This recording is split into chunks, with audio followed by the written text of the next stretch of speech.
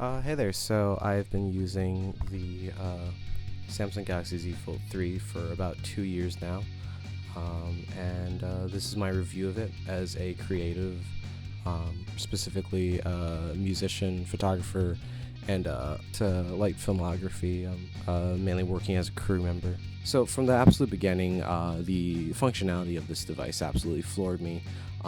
It really does come down to being able to have this big display that folds up into your pocket.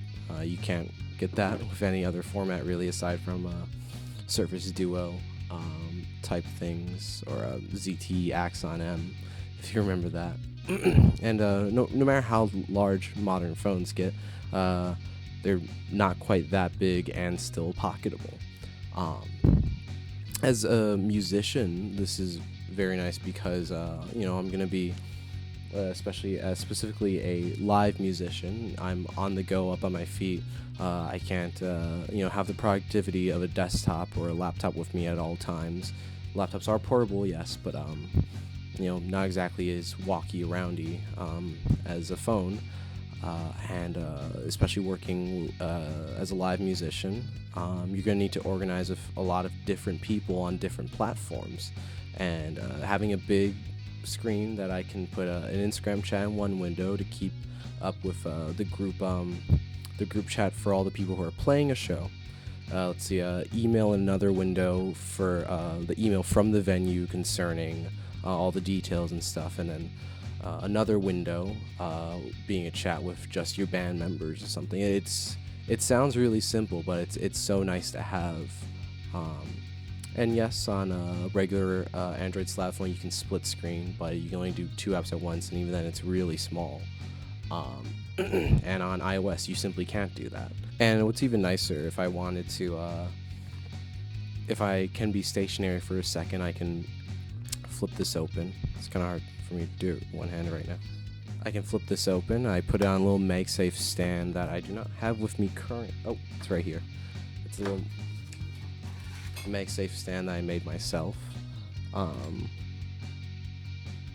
then I can whip out a foldable keyboard. Well, I used to have a foldable keyboard. Now I built my Korn wireless keyboard, so that's my go-to now. I'm still learning the ropes of that, but that's a different thing. And then I can have like a mini laptop experience, and then if I need to get going, I just throw that all in my bag, and then I get going. And throughout this time, I've also began to pursue photography more seriously. And I use the Sony a6000 as my main conventional camera, but obviously I may forget to bring that, or I don't think I'm going to be shooting pictures or something, but then something cool really happens and I want to. And while the while the camera hardware on the Z Fold 3 is very weak, and it continues to be weak throughout the Z Folds, unfortunately, using it in manual mode, which is what I prefer to do. I never really like phones auto processing most of the time. You can really squeeze out a lot from here, and you can shoot in RAW, so you can edit it in post. And I've gotten some very good pictures from it. Here's some pictures from my friend's show. It was in a basement, but they had the stage lit up pretty nicely, and that helped a lot with the small sensors. And these pictures turn out really good. And yes, if you pixel peep, you can tell it's not a conventional camera, but like framing wise and just like getting the shot, it was great. And it even got this little video of an infamous pipe burst incident from that show. That this video has been reposted like all over the Milwaukee scene, and it was captured on this dinky little phone. So yeah, while it's not my ideal choice for a sidearm camera, it's nice. And also, what I really like about it is if you do the split view.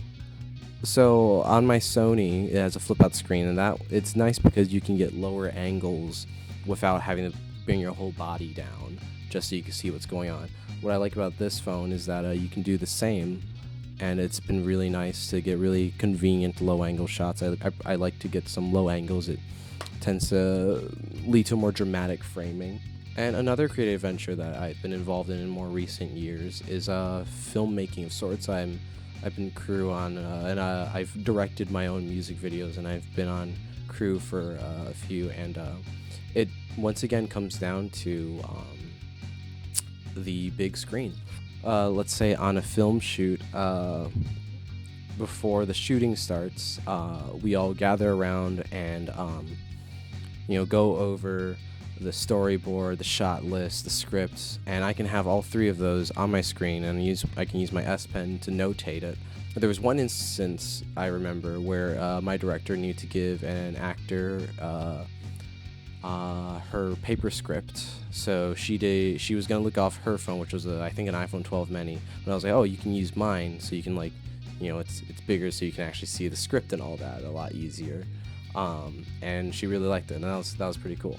But yeah, overall, as amazed as I am with the foldable screen, the productivity that can come from that, especially on the go, it is a flawed device. Again, the camera hardware is pretty weak. And even from the first day I got this, even though I was still very amazed and very happy with my purchase, and I still am, it has always felt like a last generation smartphone with a fancy folding screen placed on top of it. And, a lot of foldable users, including me, are kind of sick of that. It's one of the two biggest flaws. Once again, camera.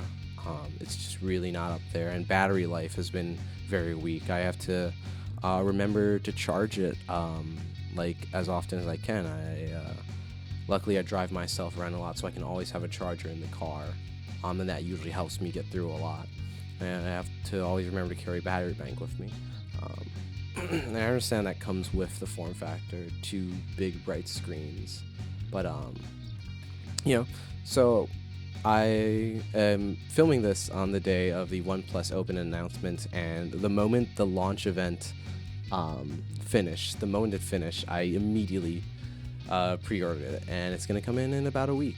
And that has, if you don't know, it has those new Sony Lydia, that one new Sony Lydia sensor, the 808, and it's really cool dual stack transistor technology to get more light in. And from the reviews that just came out literally today, the software optimization for the main camera could use some work. Clearly, overexposed is a lot, and it's grabbing a lot of light. So I'm confident the optimization will get better. But I barely, at least for anything that I care about, I barely shoot in auto anyway.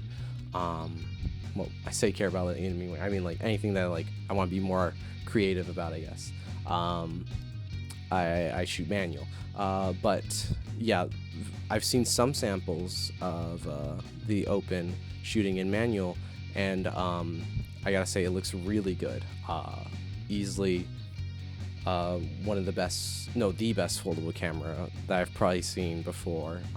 And I'm willing to say that it, at least when the software optimization comes in a bit more, it'll probably be able to rank against other slab phones. Even people are already saying that the telephoto and the ultra wide, and just from looking at them, they're already competing against slab phones very well. They have half-inch sensors on the ultra wide and the tele. So I prefer to shoot entire focal lengths, so that works great. And the telephoto lens looks and sensor looks great so far. But yeah, hopefully I'll be back with the OnePlus Open.